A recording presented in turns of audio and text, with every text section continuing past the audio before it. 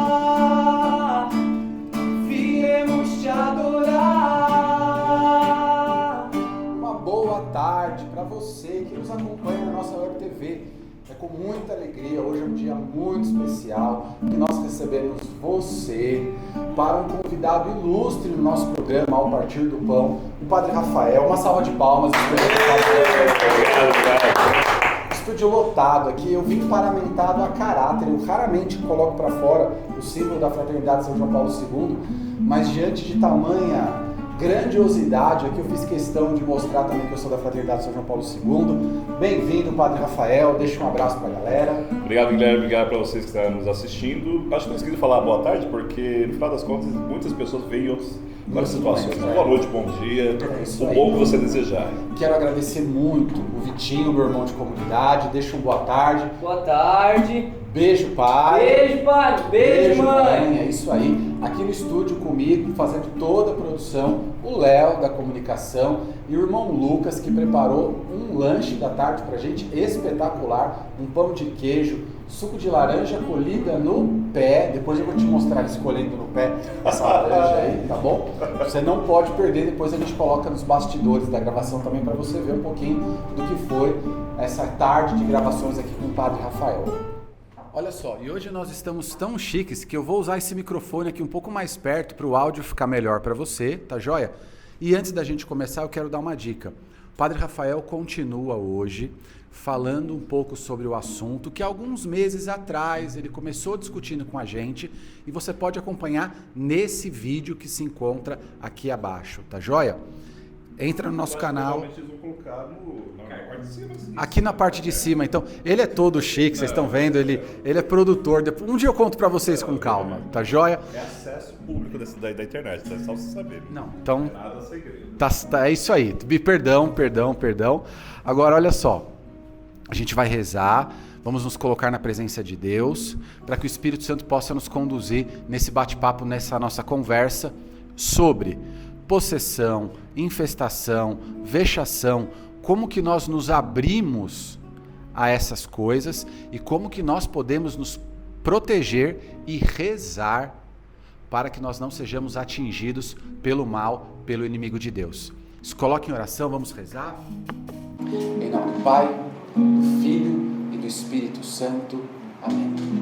Você que pode, coloque a mão nos seus ouvidos e peça para que o Espírito Santo venha te visitar agora e venha te instruir, venha te exortar, venha te guiar sobre tudo aquilo que você precisa, sobre tudo aquilo que Deus quer te comunicar nessa tarde, que você não saia desse programa sem escutar uma palavra de Deus que você possa reconhecer.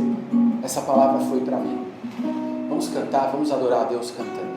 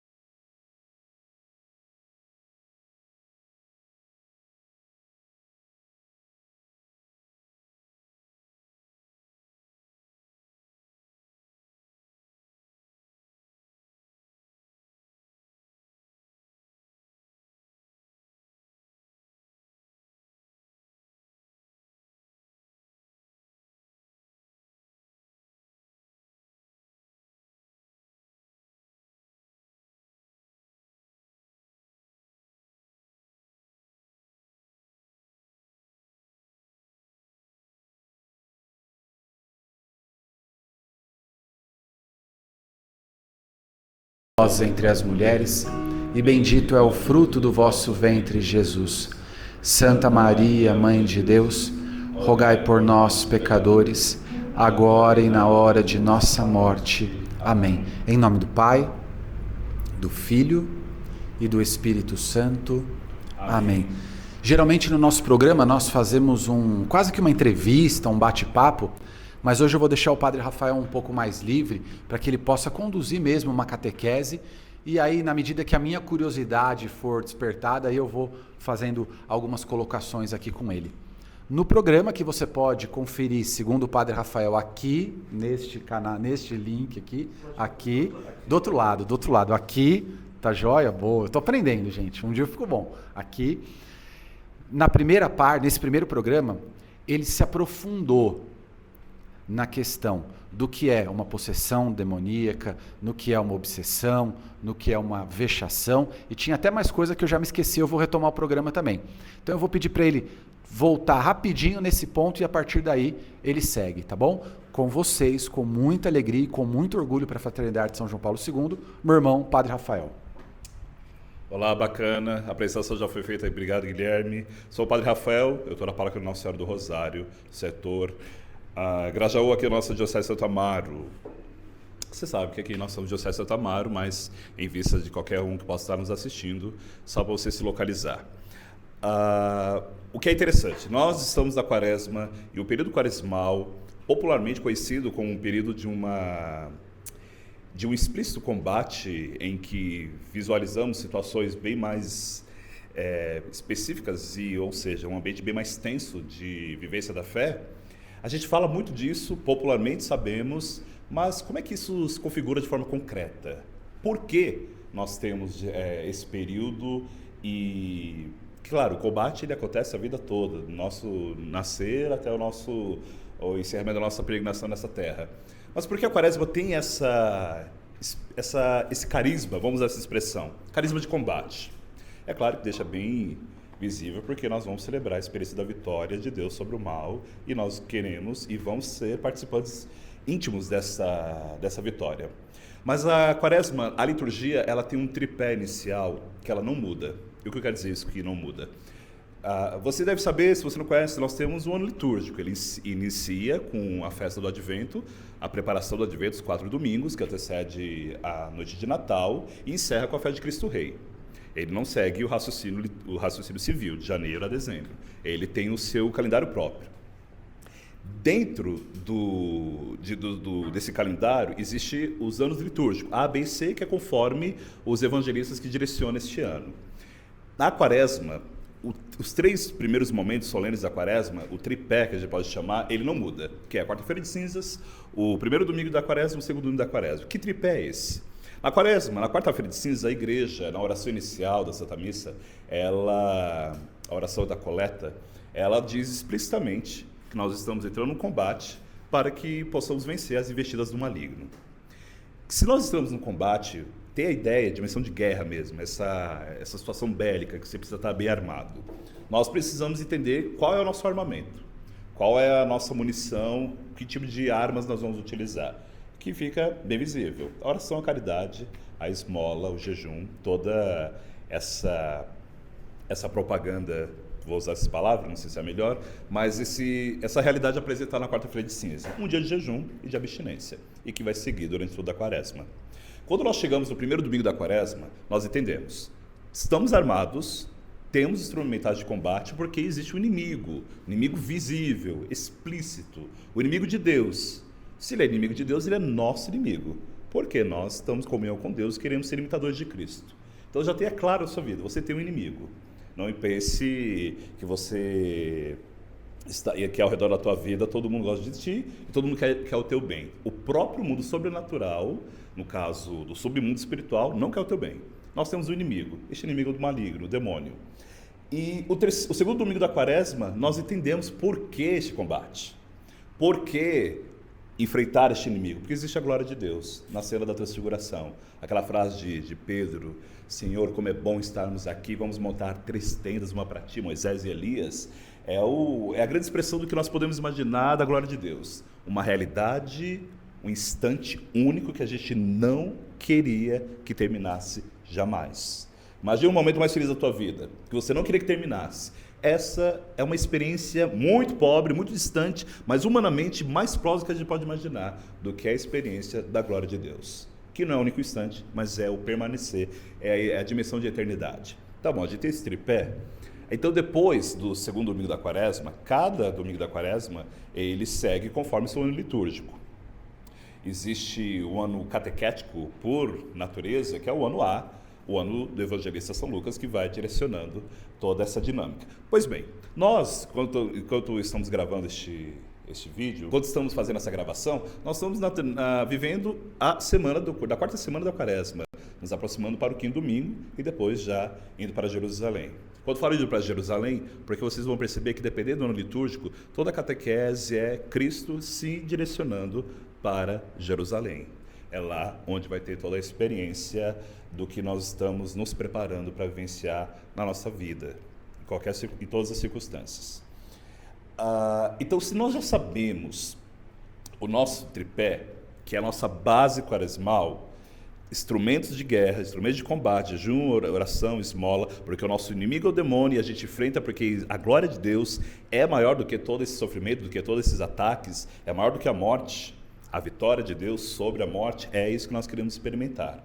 Quando nós temos consciência disso, você precisa entender que quando falamos do demônio, popularmente se traz uma ideia de uma espiritualidade rasa, em que ou traz sempre o mal nessa ideia, tudo é culpa do demônio, ou se ignora. Então, qual é o meu desejo aqui? Que a gente venha a racionalizar a nossa experiência de fé. Quando a gente fala racionalizar, às vezes na filosofia pode ter um contexto negativo sobre a experiência de fé, mas não tem nenhum contexto negativo. É o que Tomás de Aquino já nos ajudou muito e traz a nossa base de experiência racional da fé nesse segmento. Ou seja, olhar e entender que se nós temos um inimigo, existe um adjetivo para este inimigo, entre vários. Mas um interessante, que já é apresentado, a sua apresentação no Gênesis traz esse adjetivo, ele é astuto. Se ele é astuto, ele tem uma inteligência, ele chama de inteligência angélica. É uma inteligência angélica decaída, né, por a sua natureza, mas é uma inteligência.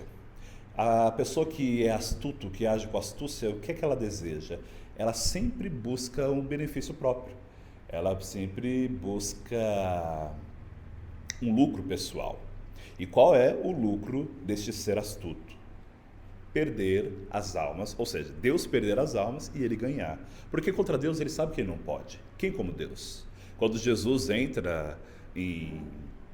chega em Cafarnaum, entra no templo, é interessante que lá no capítulo 4, Pedro vai falar que Jesus é o Messias que deveria vir a este mundo. Porém, antes, o primeiro a dizer a natureza divina de Jesus é o próprio demônio, no caso o espírito maligno. Vai falar, eu sei que tu és o Santo Deus, vieste para nos destruir, vieste para atrapalhar os nossos planos. Então, o demônio sabe quem é Deus, contra Deus ninguém pode. Quem como Deus? Então, se eu não posso atacar Deus, vou atacar aqueles que têm a imagem e semelhança de Deus. Ou seja, todos nós que, na nossa vocação batismal, queremos viver a santidade, que é exatamente essa experiência vocacional de estabelecer na tua vida e exercer no seu agir o ser imagem e semelhança de Deus. Com esse raciocínio, nós precisamos lembrar, se o demônio ele recebe esse adjetivo de ser astuto, adjetivo que depois no Evangelho de São Mateus vai ser repetido novamente, quando o nosso Senhor dá um conselho evangélico, dizendo para que sejamos astutos como as serpentes, né, e simples como as pombas, nós precisamos lembrar que, como é que ele age da primeira vez na sua astúcia? É a frase, e vamos pegar essa frase como nosso direcionado ao nosso raciocínio, a frase da serpente para a mulher: não morrereis, mas Deus sabe que no dia que dele comerdes, vossos olhos se abrirão e vós sereis como deuses versados no bem e no mal. Esta frase vai ser o nosso direcionamento. Por quê? Porque como é que o demônio ele pode agir em nossas vidas?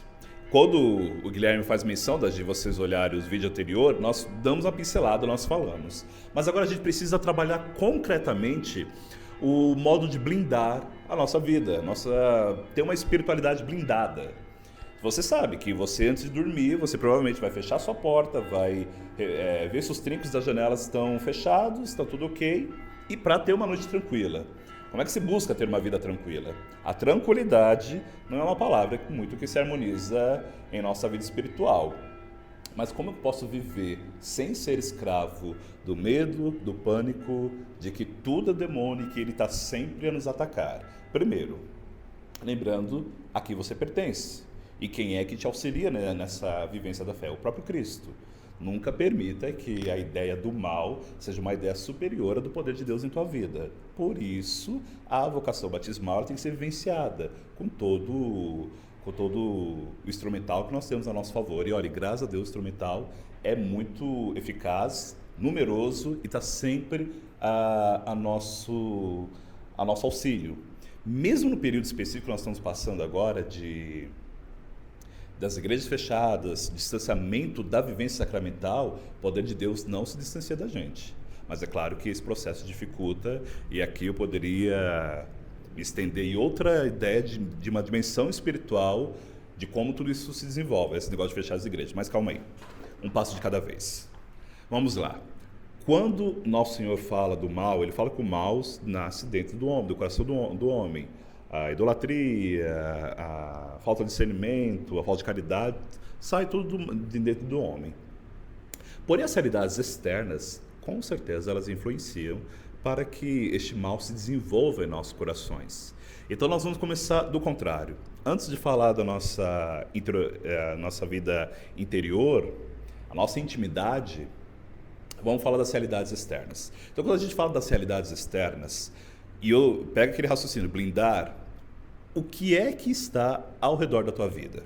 Quando falo ao redor da tua vida, traga todas as esferas do teu trabalho, as esferas de convívio com as pessoas que você convive, a esfera da tua casa, o teu espaço geográfico que você habita, que você mora, as pessoas ao teu redor. Começa a ter um olhar sobre tudo isso. Mas olha, deixa o olhar ingênuo de lado, sobrenaturaliza esse olhar. O que é que está ao teu redor? Quem são as pessoas que entram na tua vida? Quais são as pessoas que têm um poder ativo na tua vida? Quais são as pessoas que você tem ignorado? E quais as pessoas que você tem dado uma liberdade que... A pergunta é, será que essa liberdade é saudável para você? Essa liberdade que se dá para as pessoas? Por quê? Porque a primeira realidade que nós vamos olhar é a vexação. Essa palavra ela é pouco comum, não é uma palavra comumente utilizada, mas é uma realidade que a gente precisa estar muito atento quanto a isso. O que está ao seu redor? Comece a fazer essa análise na perspectiva da fé. Os lugares que você... Vamos pelas realidades geográficas. Nós temos aquela linguagem, muitas vezes associada aos jovens, de balada, lugar de pecado e tudo da qual a gente... Muitas das realidades do secularismo, da vida social comum, nós trazemos como local em que não convém para o cristão. Mas por que não convém? Quando você não se aprofunda esse discurso, essa reflexão, e que infelizmente às vezes não é tão aprofundada, nós ficamos na ideia de que ele não pode, não é certo, está errado, mas por quê? E é importante você trazer esse questionamento do porquê. Porque quando você entende, você ama, e quando você ama, você luta. Aí faz todo aquele itinerário que nós já estamos meditando aqui. O espaço geográfico, o local em que nós vivemos, ele também precisa ser um local voltado para Deus. Quando Moisés vê aquelas sais que não se consomem e fica encantado, maravilhado com aquela experiência com Deus, a primeira coisa que fala, tira as sandálias. Este lugar é um local santo. Não permita que nada venha profanar este local. Então, onde nós estamos, nós precisamos fazer com que aquele local seja de Deus, com a nossa própria presença e nosso testemunho de fé, mas também irmos e habitar e conviver nesses lugares. É claro que a vida muitas vezes nos leva a situações difíceis, mas faz parte da providência de Deus. É aquilo que quando Jesus vai para o deserto ser tentado, o evangelista deixa bem claro, impelido, empurrado literalmente pelo Espírito, Jesus foi para o deserto. Então, naquele local difícil, onde o demônio quer encontrar abertura para ele agir na vida de Jesus, ele foi lá pela providência divina, pelo Espírito Santo. Mas Se você não tem essa intimidade da fé, se você não tem esse olhar sobrenatural, as situações que você vai estar vai ser muito perigosa para você. Porque se você não sobrenaturaliza a consciência de onde você está, você se expõe e o mal acaba vencendo, vencendo sobre a tua vida e as circunstâncias que você se encontra. Vamos lá. Sua casa. Vamos começar da casa. Nós temos um país que culturalmente tem sua riqueza e por ter uma riqueza muito grande, é muito fácil fazer confusões sobre objetos de devoção, adereços piedosos ou a ideia daquilo que popularmente se diz para trazer uma boa sorte, para trazer boas oportunidades, harmonia, tudo. Então, o primeiro raciocínio que você deve ter na sua casa é o que é que habita na tua casa? Aqui a ideia é geográfica mesmo. Quais são os objetos? O que é que você tem ali como, vamos lá, usar a palavra cenário. Se você vai numa igreja e aquela igreja, ela esteticamente é feia, é desagradável, não é tão fácil você rezar. Provavelmente você deve se recordar de lugares que você chegou, nossa, eu cheguei, ali já me envolve na oração. Porque tem uma liturgia, uma arte sacra bela, que me remete ao sagrado, que me ajuda a rezar, que eu não preciso nem me esforçar, sentei ali, fiquei naquele local, já me leva muito à oração. O contrário pode acontecer também. Há lugares em que você vê que aquilo ali é um ambiente difícil para ti. Então, a tua casa, na ideia da igreja doméstica, ela precisa ser um local que te leva à oração. Ela precisa ser um local em que todo aquele metro quadrado, ali onde você habita, tem que te levar à oração. Não é que você vai chegar na sua casa e colocar uma imagem a cada 1 metro, cada cômodo tem que ter alguma coisa. Não, mas fazer com que aquele local seja, na simplicidade, um local em que se exala o odor de Cristo. Interessante, é bonito quando a gente vai dar a bênção nas casas, o rito de bênção, ele fala para que aquela casa tenha o odor de Cristo, ou seja, exale o cheiro do poder de Deus, do amor de Deus. Padre, deixa eu aproveitar o gancho e te fazer uma pergunta. Bastante assim. Não, em relação a isso. Nós muitas vezes ganhamos presentes das pessoas, objetos de decoração, alguns livros. E nós sempre temos aquela ideia, a pessoa que fez isso ou que está me dando esse presente está dando porque gosta de mim, porque tem algum tipo de afeto. Mas isso também pode ser uma porta para que nós coloquemos para dentro de casa, às vezes, objetos que ao invés de trazer essa harmonia ou remeter a Deus, pode fazer algo que aquilo, num primeiro momento, não seja tão bom para a gente? Pode sim. E por isso que tudo que está ao teu alcance, e tudo que está ligado à tua vida, e você na sua vida comunitária, você na intimidade com o seu pároco, com o seu diretor espiritual, peça para abençoar. É algo simples, mas muito poderoso. Porque vamos voltar àquela ideia de que nem todo mundo gosta da gente, mas quem me deu é uma pessoa que gosta muito de mim. Olha, infelizmente, as maiores situações de inveja ou de um desejo da tua derrota, particularmente falando, tá ligado a pessoas próximas de você. Aquela pessoa distante, que nem conhece tua história, não conhece tua vida, não vai ter inveja de você. A inveja, ela nasce da intimidade. A inveja, como os primeiros frutos da ação do maligno, com o pecado original, nasceu do relacionamento entre irmãos. Quando Caim mata o seu irmão por inveja, né? Então, vamos lá. Já vou pegar o gancho disso que você disse, de presentes, realidades externas, mas na tua casa, elimine qualquer realidade que não é uma manifestação visível de louvor a Deus, tá? Vamos imaginar que eu já peguei situações em que havia algum adereço, algum objeto que era de outro tipo de devoção, que não seja católica, não seja cristã, mas tinha um vínculo sentimental, porque remetia a uma pessoa querida ou coisa semelhante. Ressignifica aquele objeto, dê uma resposta ao teu sentimento, que com certeza pode ir além. Não é um processo fácil, mas é um processo possível. Eu digo isso porque, de fato, nós não podemos... Quando eu falo da vida espiritual, não dá para trabalhar com mais ou menos. Ou aquele local de fato é um local em que nós queremos fazer uma oferta a Deus, Deus, se eu vier habitar na minha casa, ou não é. E até mesmo mais ou menos manifesta muito esse desejo não, essa fragilidade, essa falta de hombridade, no sentido de coragem para tomar uma decisão. E no caso dessa decisão é repelir, renunciar tudo aquilo que não faz parte publicamente uma expressão de louvor de Deus, louvor a Deus.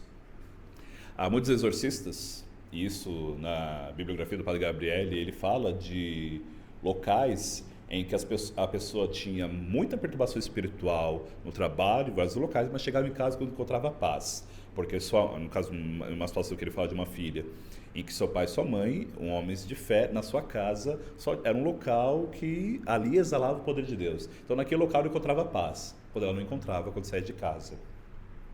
Então, a expressão sacra, a expressão da tua fé precisa ser visível também na onde você mora.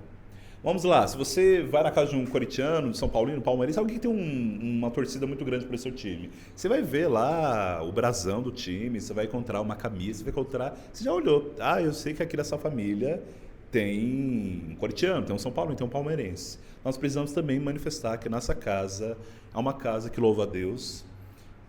Olha, louvado seja da tua casa, quando você entrar, você já pode ter uma imagem de São Miguel Arcanjo, uma imagem de Nossa Senhora, e ali tem um crucifixo, enfim.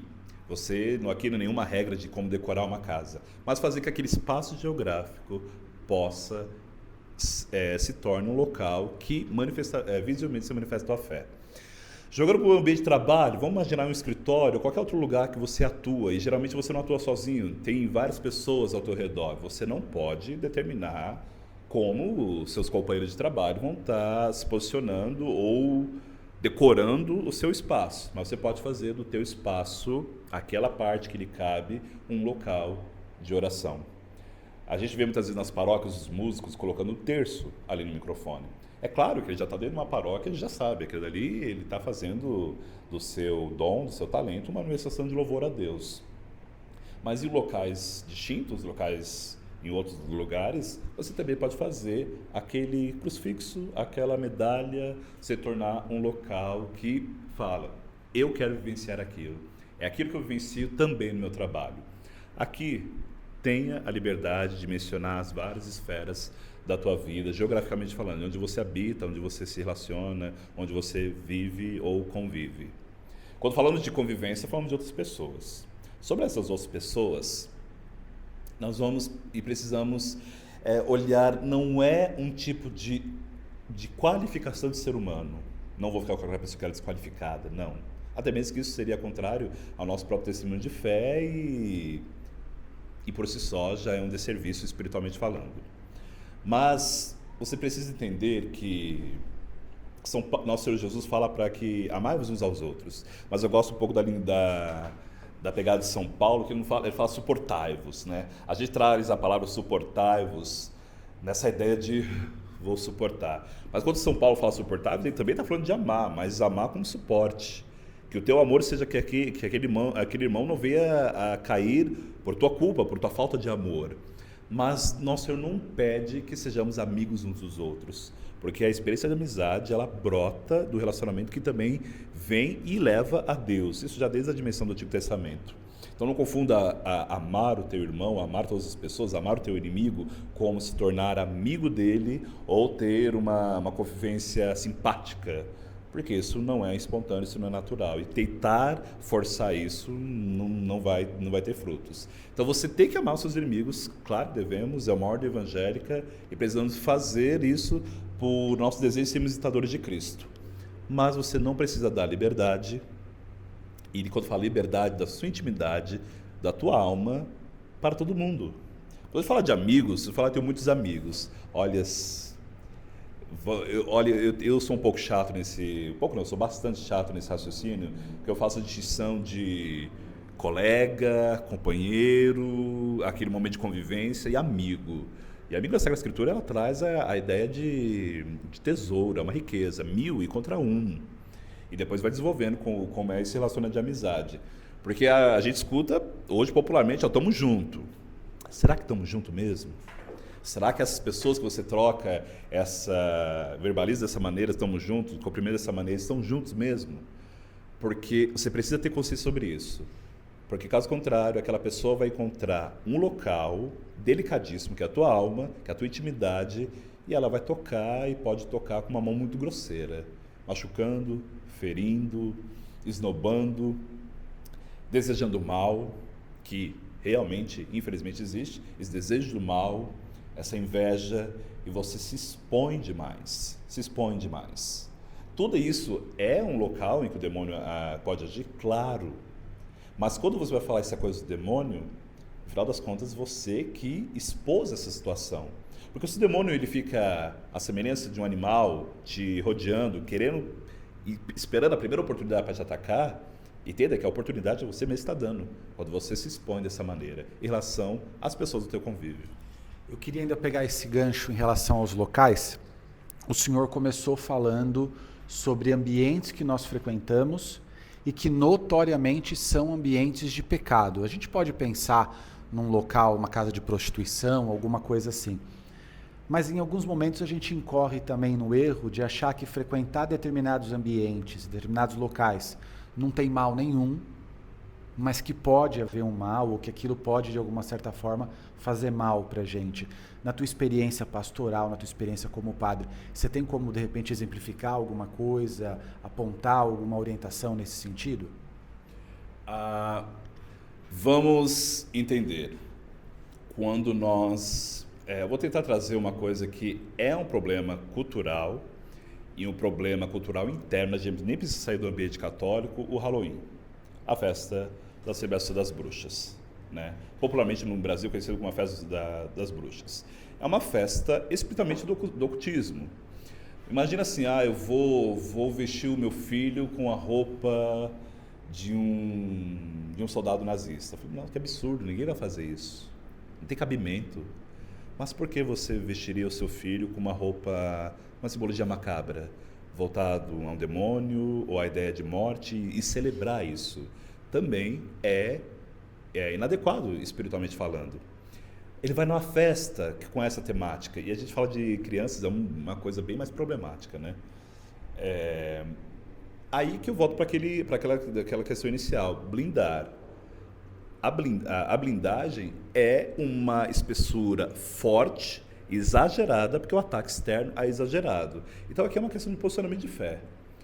Ou eu vou me posicionar para entender que aquele ambiente não é saudável para mim, ou eu vou ficar no raso. Vou entender que não, isso é bobagem. Quando a gente não quer se aprofundar e não ter argumento, a gente vai jogar para o fanatismo. Isso é coisa de fanática. Eu sou católico, mas não sou fanático. Eu já vi que eu sou católico, não sou fanático, porque fanático é indo no missa todos os domingos, né? Então, não sou fanático. Então, esse tipo de raciocínio, ele é perigoso, mas ele é o raciocínio que predomina. Eu, particularmente, como sacerdote, mas não só como sacerdote, no sentido daquele que dá o exemplo, ou aquele líder espiritual, mas por inteligência da salvação particular, eu quero ser salvo. Então, eu não vou frequentar em lugares, e estar em lugares que eu sei que é um local delicado. Quando falo delicado, porque a exposição do mal é muito forte. Eu não sei como está... Eu posso falar um pouco das minhas realidades de convívio com alguns casais. Casais, para o cristão, para o católico, um motel é um local de pecado. É um local que o cristão, o casal, não deve estar. Que a gente escuta, nossa, um romantismo, um presente de dias dos namorados para um casal, e aí vamos trabalhar com o raciocínio do casal que tem o sacramento do matrimônio. Não é. Pensa, agora de uma forma bem grosseira, tá? Várias pessoas já deitaram naquela cama. O que já pode ter acontecido naquela cama, naquele quarto, enfim, quando eu falo muito grosseiro, porque se você começar a pensar, você vai ver como é uma realidade inconveniente para a tua fé. E lembrar que para nós, cristãos, o relacionamento sexual, ele não é um relacionamento meramente corpóreo, é um relacionamento de uma só carne.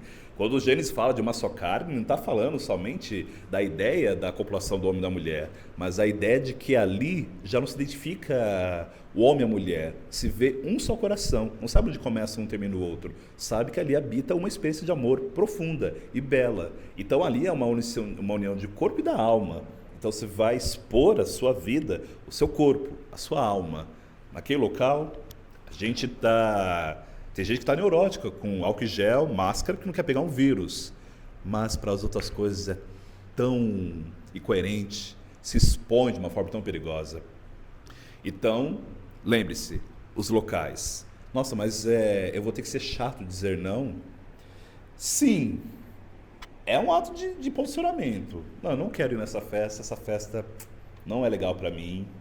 É uma festa que o modo que vai ser desenvolvido, a bebida, os relacionamentos, tudo isso não é para mim.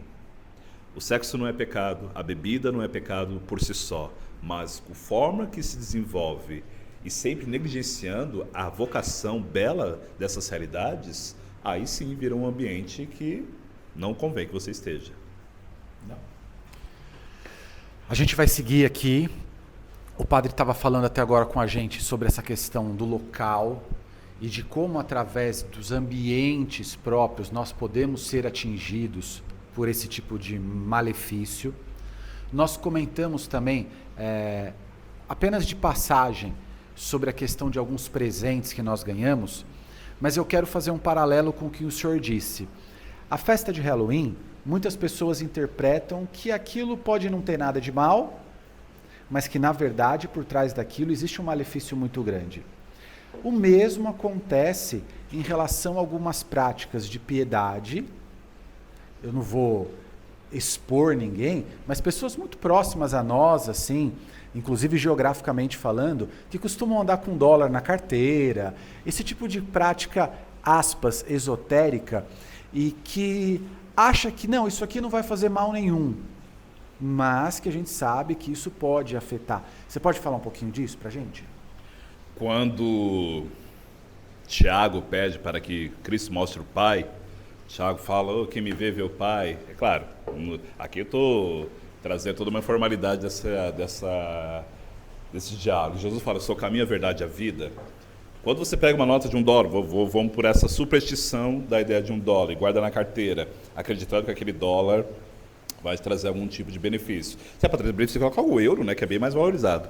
Mas, enfim, quando você tem esse tipo de raciocínio, você está dizendo explicitamente ou implicitamente, eu gosto de Jesus, ele é o cara, eu sigo ele, mas ele não é de fato 100% o caminho, a verdade e a vida para a minha vida. Porque eu preciso de auxílios, de instrumentos, porque o Cristo é insuficiente. Segue o mesmo raciocínio para signo. Ler um signo é pecado? Não, você pode ler lá. Pô. Agora você remeter a tua vida, acreditando que aquilo que você está lendo está determinando a sua história, ou o dia que você nasceu, o modo que o universo se encontrava, não sei se tem uma linguagem técnica para isso, determina a tua vida, então você está dizendo, existe uma realidade que, para mim, é superior a Cristo, que determina e rege o meu modo de viver. E isso afeta totalmente a tua fé. Como é que você vai dizer que Cristo é o Senhor da tua vida se você se entrega aos senhorios? Até simplesmente algo que pode parecer bobagem, como guardar uma nota de $1 na sua carteira.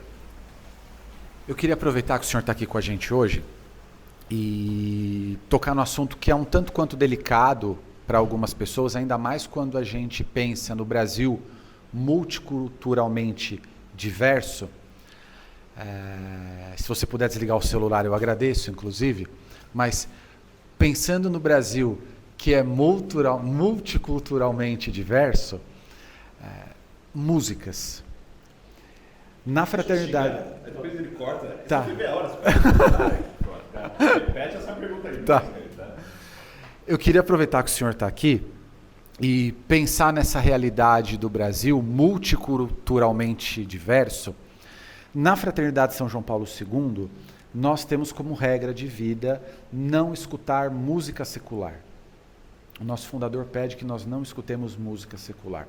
E muitas vezes a gente parte daquele princípio de que não, essa música não é explicitamente cultuando o mal, ou essa música até fala de amor, mas pela tua experiência pastoral também, pelos teus estudos, até que ponto isso pode nos fazer mal? E, se você tiver como nos ajudar nisso também, espiritualmente, mas também psicologicamente em alguns momentos. Aqui eu preciso fazer uma observação. O que você está falando faz parte do vocacional, do carisma daquele que ingressa na Fraternidade São João Paulo II. É sempre um desejo, uma radicalidade por amor a Cristo. Então, não pense que um carisma é um modo que vai determinar a sua vida. O carisma você se identifica. Estou dizendo isso porque isso é bacana, isso é legal para quem se identifica com o carisma. Porque nem toda música secular ela é uma realidade ruim. Sim. É que no secularismo existe, sim, músicas que não vai enobrecer tua alma. Aí você vai falar, mas calma, você está dizendo uma música satânica que fala do demônio explicitamente? Não.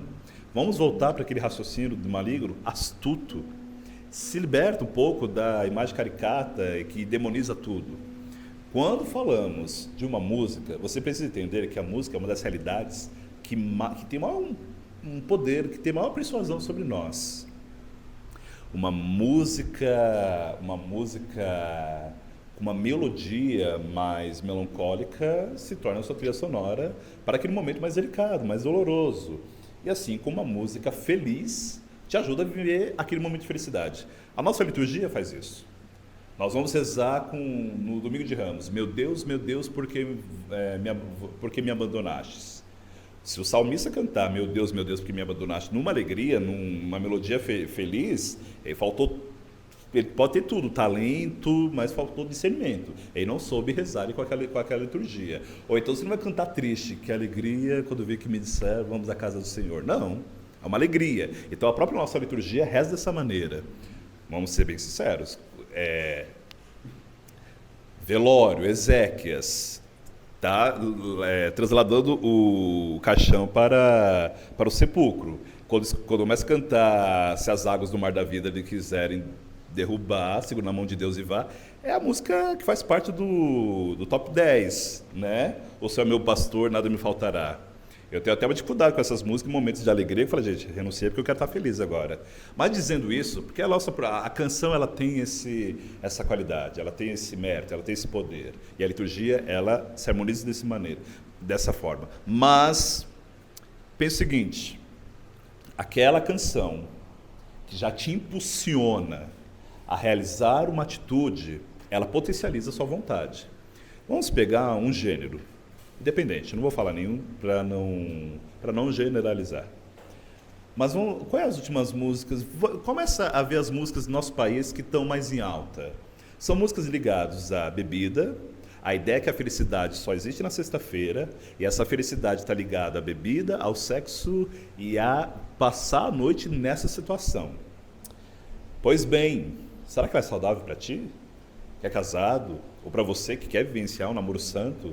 São músicas bem delicadas. Eu uso a palavra delicada para trazer a melhor maneira do politicamente correto para expressar isso. Mas, no final das contas, não convém. Não convém, não convém, não convém. Aquele meme do não, que a pessoa fala gritando, é bem nessa circunstância. Começa a discernir o que é que você está escutando, o que é que você está se alimentando, o que é que está entrando aos seus ouvidos. São Paulo fala que a fé entra pelos ouvidos. Então, se ela entra pelos ouvidos, a tua fé, os teus ouvidos, é a janela da alma.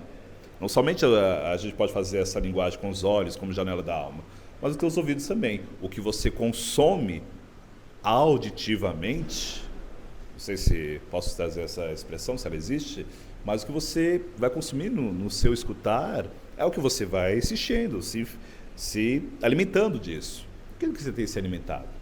Quando aquelas músicas que só traz a malícia, quando aquela canção que só traz a ideia depreciativa sobre a mulher, sobre o homem, sobre o matrimônio, e a ideia de felicidade que se limita a uma vida vivenciada na sexta-feira, pergunta, é uma canção que te leva a Deus? Que te remete a Deus?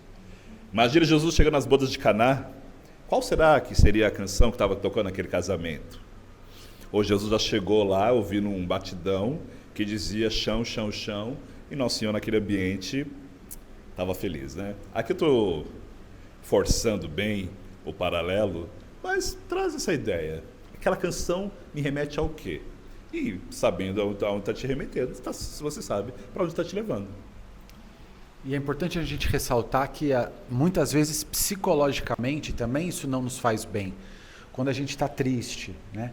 E aí começa a escutar aquelas músicas que o Vitinho adora, de traição, de mulher que abandonou, e disso e daquilo outro.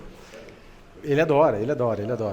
Psicologicamente falando, isso também não vai agregar muita coisa pra gente. Como o padre falou, os nossos sentidos, de certa forma, eles funcionam como janelas da nossa alma. A gente só pode permitir que entre no nosso coração aquilo que de fato vem de Deus. Para a gente terminar, e nós teremos outros programas no qual a gente vai se aprofundar, não perca o programa da semana que vem. A parte 2, falar, né? Mas eu queria retomar uma coisa com o senhor, padre. O senhor usou aqui a expressão amigos, colegas, certo, conhecidos, e eu acho que a gente precisa aprofundar um pouquinho mais nessa questão, porque realmente a gente tem esse péssimo hábito hoje de chamar todo mundo de amigo, todo mundo de irmão, estamos juntos, mas o que acontece? A gente banalizou muito algumas palavras na sociedade contemporânea. Eu falo que eu amo uma pessoa da mesma forma que eu digo que eu amo chocolate e por aí vai. Mas onde eu quero chegar? Nós esterilizamos as nossas relações de tal forma que hoje nós não conseguimos mais ter amizades verdadeiras com pessoas que agregam a nossa vida e, ao mesmo tempo, a gente se cerca de amizades rasas e que não nos agregam nada e que, de uma certa forma, e acho que você aí de casa já experimentou isso, se sentiu usado, sugado, exaurido por causa de uma determinada relação com uma pessoa. Isso acontece apenas no âmbito psicológico ou espiritualmente isso se dá? Com certeza, espiritualmente também. E às vezes não é que aquela amizade, ela era uma amizade que tinha inveja, uma amizade de uma pessoa que não te queria, não desejava o bem para ti. Mas como não vigiou, aquela amizade não foi vigiada, foi dada uma brecha. A mesma coisa sobre quando fala da santa pureza e a castidade no relacionamento de namoro. O namoro tá bacana, os dois se amam, se respeitam, mas se não vigiar, a brecha é muito grande, pode cair no pecado. A amizade também, os relacionamentos de forma geral. Agora a gente fala de relacionamentos com intimidade do espírito, intimidade de coração, intimidade de partilha de vida, se não vigiar, com certeza pode cair. E afeta, sim, espiritualmente, nossa. Eu já passei experiências como essa e afeta espiritualmente, mas também a gente pode ter certeza que o poder de Deus nos faz e nos resgata de todas essas experiências, né? Meu irmão, quero agradecer muito a tua presença hoje no nosso programa. Semana que vem, eu, Padre Rafael, Vitinho, Léo, nós estaremos aqui de novo. Mas para a gente terminar o nosso programa, eu vou pedir para o Padre fazer uma breve oração e nos dar a sua bênção. E eu quero que você peça nessa oração, para que o Espírito Santo possa te iluminar. E a partir de tudo aquilo que nós conversamos nessa tarde, faça mesmo um exame de consciência. Na sua casa, o que precisa ser revisto, nas suas relações de amizade, nas suas relações afetivas, o que precisa ser revisto, nos seus objetos pessoais, enfim. Peça para que o Espírito Santo vá te iluminando agora e te revele de fato qual área da sua vida que você precisa fazer aquela limpeza, dar aquela organizada, colocar alguma coisa para fora, e que ainda que isso te custe, com a graça de Deus e com a bênção de Deus, que você possa realizar isso. É isso que o Guilherme disse. Esse posicionamento de fé exige coragem. Não é um processo automático e nem tão pouco instantâneo. É um processo de se conhecer e fazer com que, se conhecendo, você possa realizar essa mudança. Aqui nós ficamos só no aspecto externo ainda. Eu falei que a gente ia trabalhar internamente, mas nós vamos deixar para a próxima semana na parte 2. Então, Senhor, vem nosso auxílio de nossas fragilidades, bem sabe de nossas fragilidades, para que tenhamos a coragem de nos posicionar, de nos determinar em Tua presença, de queremos estar e permanecer, renunciar tudo aquilo que não faz parte do Teu reino, da qual tem sido utilizado em nossas vidas, nosso convívio, onde nós habitamos. Senhor, pela intenção de Vossa Mãe Santíssima, que deu Teu sim ao anjo, abrindo o coração para que o Verbo se encarnasse nessa terra e foi fiel neste sim, até se manter de pé diante da cruz, dá-nos a graça de nosso sim ser verdadeiro, ser autêntico e ser um sim transformador, transformando o nosso ser para manifestar essa transformação no mundo. Começar por nós. Senhor, vem em nosso auxílio, vem em auxílio de nossa fragilidade, capacitar-nos para essa conversão verdadeira, para que possamos renunciar a tudo aquilo que não vem de Ti, a renunciar a tudo aquilo que não nos leva para Ti. Nós queremos viver no amor verdadeiro e somente o Senhor pode nos conceder este amor. Peça essa graça, peça com autoridade, peça com humildade. Senhor, dai-me a graça, a autoridade de renunciar a todo mal que me rodeia, a todo mal que se aproxima de mim, com a coragem de dizer: sou Teu, sou inteiramente Teu e quero manifestar o meu ser como uma expressão pública e visível do meu louvor a Ti, da minha pertença a Ti, Senhor, a minha entrega total de amor a Ti. Vamos cantar.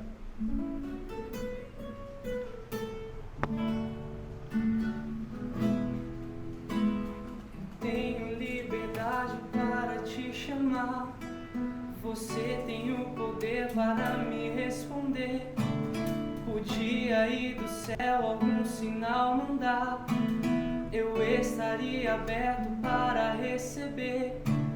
Queria ser amigo seu, daqueles que se entendem só com um olhar. Queria tanto agora ouvir sua voz. Sei que diria algo que ia me acalmar. Eu sei que me acompanha desde que nasci, e um amor maior que o seu eu nunca vi. Mas eu queria tanto poder tocar seu manto, sentir a experiência que ninguém sentiu.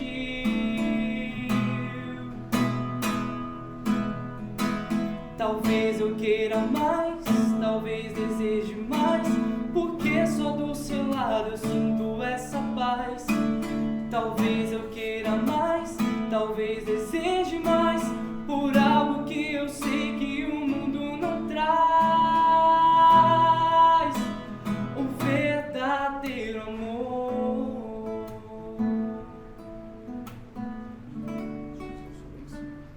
O Senhor esteja convosco. Está no meio de nós. Pela intenção da bem-aventurada Virgem Maria, do seu castíssimo esposo São José, de São João Paulo II, abençoe-vos o Deus Todo-Poderoso, Pai e Filho e Espírito Santo. Amém. Fiquem em paz.